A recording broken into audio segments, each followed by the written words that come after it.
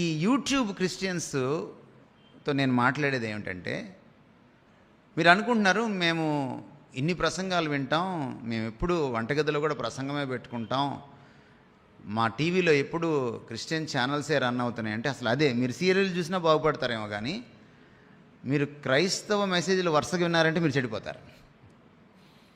ఎందుకు అంటున్నానంటే, ఈరోజు 100 వర్తమానాలు యూట్యూబ్లోంచి బయటకు వస్తే, టీవీలోంచి బయటకు వస్తే, అందులో 80 వర్తమానాలు 90 వర్తమానాలు వాక్య విరుద్ధంగా ఉన్నాయి, వాక్యం లేనివి ఉన్నాయి.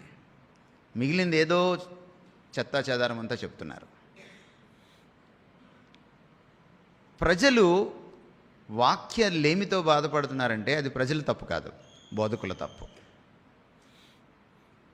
మీదే కులం అని అంటే ఆర్కే మూర్తి కాదు, మాది బోధకులం అని అన్నారు ఆయన. సో ఈ కులం తప్పు అన్నమాట.